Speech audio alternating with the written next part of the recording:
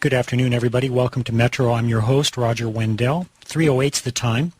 Imagine selling all of your treasured possessions, leaving your comfortable life behind, and heading out for unknown lands equipped with nothing but a bicycle, the bare essentials, and a map. Travel with Tim and Cindy Travis as they ride thousands of miles through Ecuador, Peru, Bolivia, Argentina, and Chile. Experience what it's like to be an American abroad during wartime, be invited into people's homes and share their food, cultures, traditions, and escape roadside robbers, sleep under the stars, witness the breathtaking beauty and diversity and devastating poverty of South America. My guests this afternoon are Tim and Cindy Travis. They join us by telephone. Tim and Cindy, welcome to Metro. Thank you, Roger. Hi, Roger. Good to have you here. There's a lot I want to talk about your latest book, and that's Down the Road in South America, a bicycle tour through poverty, paradise, and places in between. Very interesting read. But I wanted to get some general impressions as we started off in the program. You've been on the road since 2002, and we're going to talk about the beginning and how you embarked on this adventure. But as it stands now, your most recent experience, are people around the world from your travels much interested in what's going on here in the States as far as maybe our election? And are there any feelings about the economy as of late? Oh, gosh. Before May, we flew to Alaska in May, but before that we were in New Zealand. And it's a big topic. Everybody wants to know, the first thing they ask us is who's going to win, and of course we can't answer that.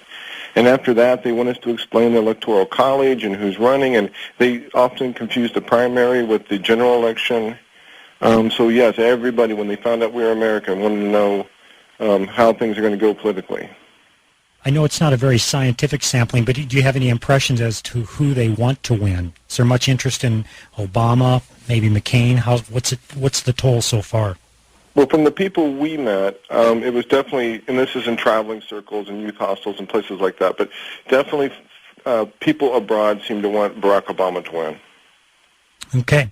And can I add, just recently we rode through Victoria, British Columbia, on Vancouver Island, and we were on the bike path in Canada, and we were on the bike path, and I looked up and I saw a billboard that said Obama for president, and I said, Tim, are we in Canada? I was really surprised to see that billboard. So a lot of interest in the election, and certainly a lot of concern and anguish over the economy too. But more importantly, you address throughout the book a lot of poverty that you encountered in South America. And like I mentioned, we'll talk a lot about your latest book, but we can also speak in general terms because you've basically been all over the planet on your bicycles. It's an exciting adventure. But let's take a step back in time, back into 2002, when you decided to embark on this basically never-ending bicycle ride around the world. Tell us where you were at back in 2000, 2001, 2002, what you were doing, and what made you decide basically to sell all of your worldly possessions and take off on bicycles. Cindy? Oh, okay. I wasn't sure who was going to answer. Well, in 2002, we were in Arizona, and I was working as a geologist, and Tim was working as a special ed teacher, and we had been saving money, and Tim came up with an idea of traveling around the world, and I thought, no, and he took a little while to convince me, but I started thinking about it, and the more I thought about it, well, we have a house we already want, we already have cars, and we don't have children, and I thought, wow, I guess I'm just working for the next 15 years for a bigger house and some more cars. And so this idea that Tim wanted to just save the money and go traveling started to sound appealing because I love to travel. And it took him a little while, but he convinced me, and then I just thought, why not? We should do this, and that's when the plans really started to come together.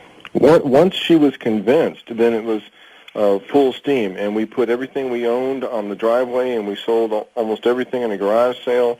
We still own the house, but we rented it, but practically everything we own now is on a bike, and we set off for, at the time, we thought was 7 years. And since then, we've written 2 books, and we're breaking even. So the trip's now as long as our bodies hold out. We can certainly talk about both books and mention the website, too, for people to reference to actually track what you've been doing and all the wonderful places you've ridden through over the past 7 years or so. That's I think it's downtheroad.org. Is that the correct website? That's correct, Okay. downtheroad.org.